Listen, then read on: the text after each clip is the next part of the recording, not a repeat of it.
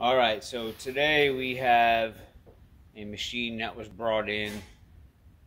This is a turf machine they use on the golf course for cutting the greens, and it's doing what is called as a washboarding effect, which cuts almost like a ripple in the turf. You'll see really faint lines, and I wanted to do a video on this one because it looks like there's a lot of people that were online that were having this issue, and there's a couple things that can do that. One would be the operator is either moving too fast with the machine. They're just trying to get the job done and they're moving really fast, and it's causing a choppy like effect. Two would be if the operator is going too slow and the RPMs of the reel isn't really going so fast as it should be. Three is an issue that is a little bit more common, and you might not notice it just by pulling on your reel, but if that reel, the bearing in the reel has even just a little bit of play, that's all it needs to have that that ripple, the reel giving that ripple by going up and down, even just a little tiny bit. And we had another machine that was doing that, and we tried a whole bunch of different things. We tried walking faster, we tried walking slower, and we tried changing the bed knife, we tried changing everything. It was driving us crazy, but we did end up feeling just a tiny bit of play in that reel. It wasn't even a whole lot. And just by luck, well, not luck, but on a guess, we took it apart, changed the reel bearing, and the thing cut beautiful. So we got another machine that came in, and we do have that little bit of play in the reel. So I am going to show you exactly what's involved with changing that bearing. And this one is a Toro Greensmaster Flex 21. There you have it. And this would be pretty much useful for almost most machines that have a reel cutting unit on it. Alright, so what you want to do is, well, one, you always want to wear gloves when you're sticking your hand in these reels, and be very careful. Obviously they do spin and you can pinch your fingers in here. You should have gloves on, but you want to give a little bit of tug on this reel and see if you have any play. It doesn't feel like there's anything on this side. Oh, there we go. Can you hear that? There is more play as we go from the center. Yeah, to there. It's going to be that bearing in there. That's got play. That one's super tight. So this is probably going to be the same issue we had with the last machine, except it was the bearing on this side that had a little bit of play. We are going to start by taking these off, which should be 15 millimeter. I'm off here. These are almost like carriage bolts. On the other side, if we can see in there, yeah, there it is there. You're going to want to just put a finger on there sometimes, just so that you can hold this while you take this off, but sometimes you don't have to. And you're going to take this off here, which is connected to your bed knife, but this is going to have to come off because the whole purpose is to get this housing off here. And then this nut, because this one is a 5/8 for these here.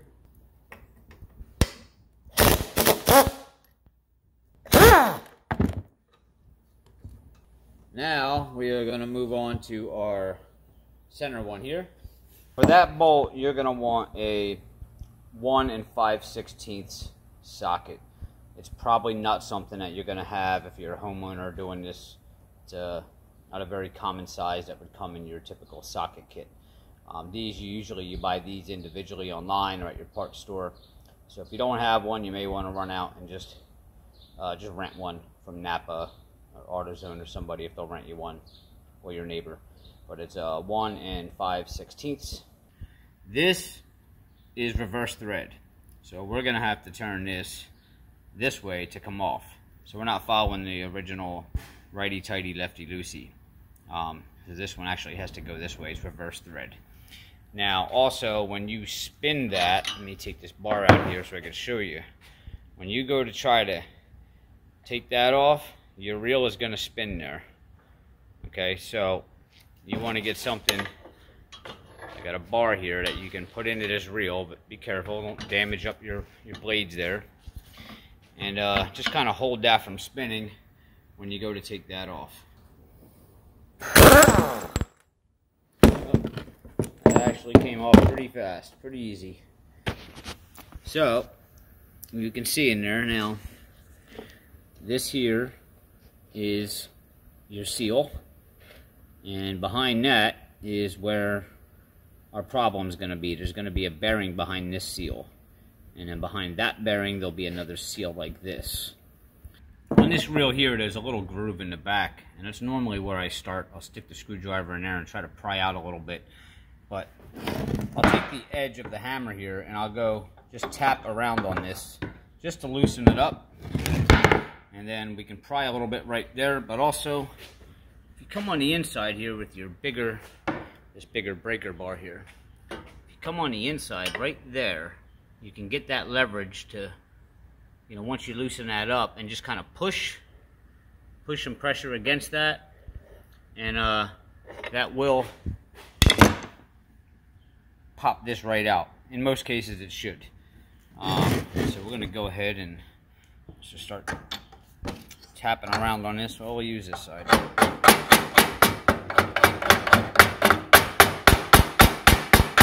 Yep, it's loosening now, just to kind of free it up. And we got this little groove back here, so you can see it's starting to free up there. Alright, and let me get my bigger breaker bar here. We'll come around to the back, and we're just going to pry a little bit on there. There we go. And she's working her way out.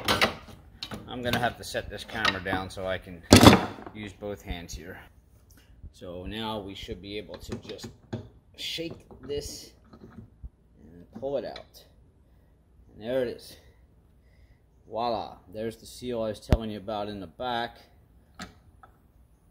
And there's our bearing in the center there, which does have a little bit of wobble in it, which tells me that that's why we were getting the ripple effect.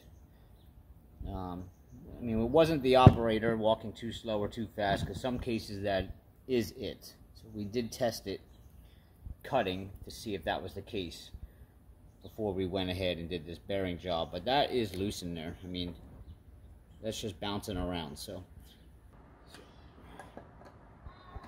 take that, stick it in there, and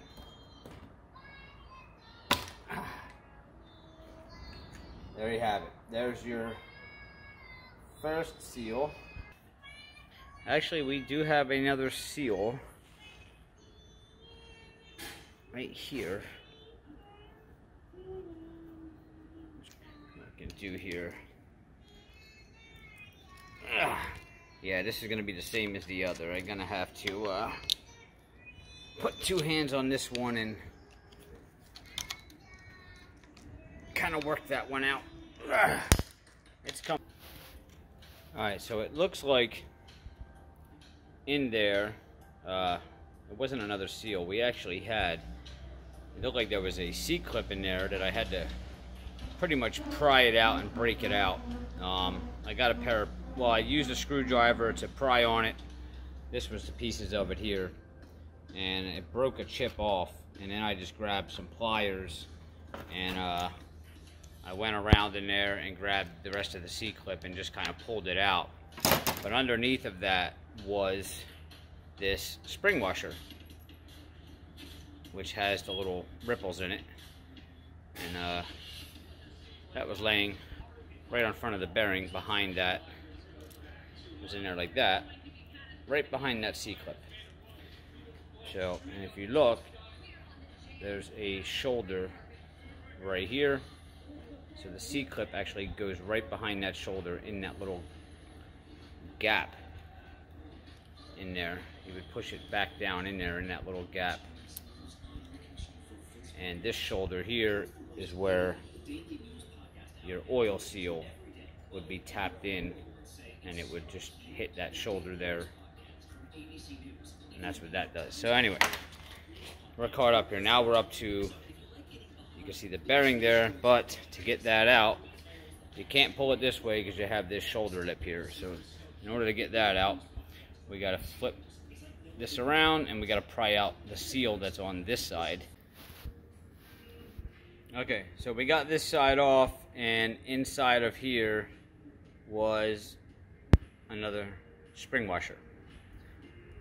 I'm gonna have to clean that up, but that was inside there against the bearing. Now you can see there is no shoulder on this side here. Okay, so if we go to this side, we should be, there it goes. See, that bearing is gonna start pushing out of there. Let's see. It's coming. Let's see if I can get it from this side here. There we go. And there's our bearing. Probably clean that up a little bit, put some new grease in there, and then we are going to put it back together. Alright, so we got our new bearing, and we got two seals here. You can see. And I'm going to try to reuse those old spring washers there. Just gonna clean them up, but I got this thing a little bit cleaner here, so we're gonna take some of this wheel bearing grease here from Napa. Just put a little bit on your finger, and we're just gonna put some fresh grease in here, get this all lubed up. Now these don't have grease fittings once they're on the machine, so definitely put some grease in here. Some fresh new grease, just in case you had some metal chippings in there or whatever. This is all nice and fresh. Alright, so now I'm going to clean my hands up, and we're going to go ahead and put these, our first seal in there. Well, actually, we'll probably slide the bearing in first, and then we're going to cap off each side with our seals here. Alright, so the first thing we're going to do is put this spring. Now the spring came out of this side, but you can put this in, just put it up to the shoulder, and see, kind of set it in there. So basically what that's doing is, once that seal goes in there, that bearing is going to go against that spring washer on this side. And it kind of keeps the bearing from just rubbing around on that metal shoulder and the seal there. So the spring washer just acts as a little cushion there. So that spring washer's back in. Now we can take, well, we can't put this in just yet. We're gonna pack this with some grease first, get it nice and lubed up, and then we are gonna slide that in there. Greater acknowledgement to the risk of an airborne spread of COVID-19. First of all, I wanted to get your reaction to those reports and to see where WHO's research stands in terms of what This is a little bit messy here. It's gonna get all over your hands, all over everything. You definitely want to have a towel nearby to wipe your hands off. But you want to get that in there as much as you can, because remember, there's no grease fitting on these. So you really want to try to pack these bearings in there. On the vise up, now it drops in. Alright. Now let's see if we can recess that back to that shoulder. And I believe, yep, it is pushed all the way back on top of that spring now, and that shoulder. So what we're going to do now is, there was another spring washer here that's going to go up here. try to push that. Yeah. Gotta hire a camera guy for this, but I'm gonna need both hands. But pretty much what I'm gonna do is just get probably a flathead or some type of punch, and I'm gonna just tap this down in there so that it falls flush on top of this bearing here. Oh, she went right down in there. So basically, now you can see that spring sitting on top of that bearing now. But just get yourself a pair of needle nose pliers and probably a flathead, and you're just gonna have to work that down in there. Probably want to go in at it on an angle and then push down the side that's jamming up, but it will go back in there. It's just a little bit tricky. Alright, so now all we got left to do is we have our two seals here, which it's going to cap that side off, and then once we get that in there, we're going to flip it, and then we're going to cap that side off, and then we're just going to put her back on.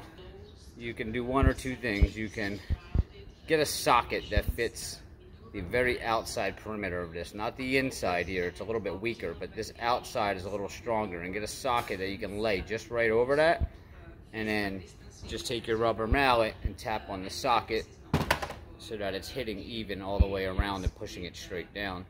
Or another way is get it somewhat straight going in, and you can take it and kind of put it onto a flat surface. The back of the vise is flat here. Now let's see if this works. And you can just kind of see if that did anything. Give it a couple taps. Yep, she started going in there. You can see it's nice and flush. All right, let's see if we can get it seated on there a little bit straight. Alright, so I think what I'm going to try to do is just put this right on the flat surface here of the vise. Try to get that hit in there.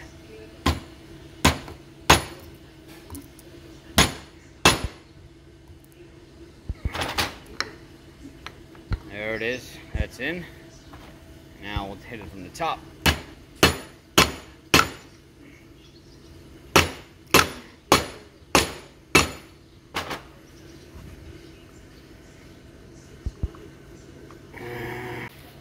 So I have a socket here which basically fits the whole outer perimeter of that seal, and that will allow me to push it down there evenly to seat it against that bearing.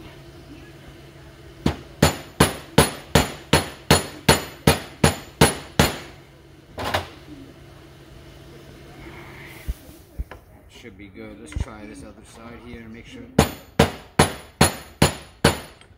There we go.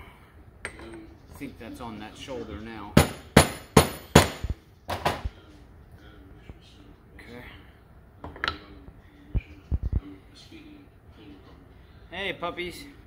And we got a little visitor in the shop here. Say hello. You're gonna be famous. Alright, so now this is ready to go back on. Remember, this goes back in here. So what you probably want to do is put a little bit of grease around this so that when you try to fit it through here again, it's not so hard. You're not going to hit all this friction because they cleaned all the grease off of these. So it's going to be a little bit tough sliding it back in here. So we're going to have to re-grease these up. Just a little bit. Need a whole lot.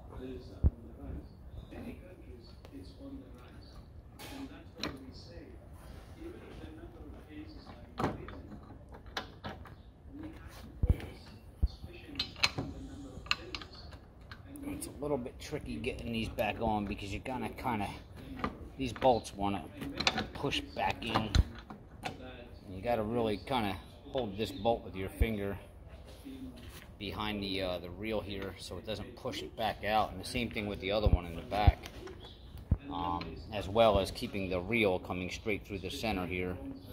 It's a little bit tricky, but it's doable. And now we can hit it on with the rubber mallet now that we got it started, I think.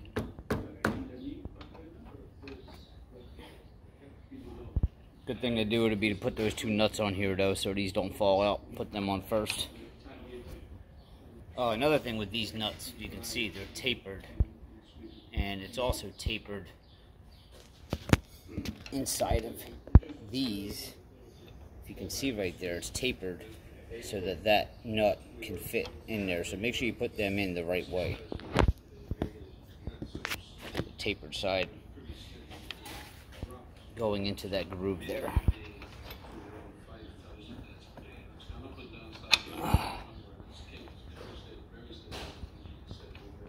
Okay. Now we can hit it on with the rubber mallet.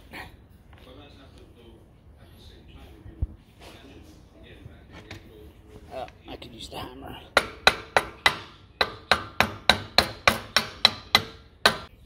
Alright, so we did manage to get this on. I got somebody to help, but you really have to get this bracket to line up with the center of that thing to push through. And the reel kept sliding this way, so we also had to push this way on the reel at the same time. It was really tricky because it's such a, you know, the spot you're putting it in here is engineered so tight, like millimeters and millimeters, that it just has to be perfectly lined up for this thing to slide back on. So you're probably going to struggle with this, and you're going to say every curse word that is known to mankind. Alright, so we're going to tighten all these bolts back up. Basically, I'm not going to film that part of it. You already saw me taking it all off. I'm just going to put it back together, and then we're going to go test this thing and see if we fix the washboard effect. Alright, so the operator did get back with us and said that the machine was cutting beautifully. So that's exactly what I thought. It was going to be the bearings there. We had another one like that before, and it had done the same thing. So if you're getting that washboard effect, the fix of it is sometimes maybe, yes, the operator's going too fast, they're rushing, or they're going too slow and they have to throttle down a little bit. But take a second and really pull on that reel. It doesn't have to be really wobbly. If there's just a little bit of play in that, that's all that reel needs, because remember, it's spinning at such a fast RPM that it just needs that little bit of play and it will go up and down.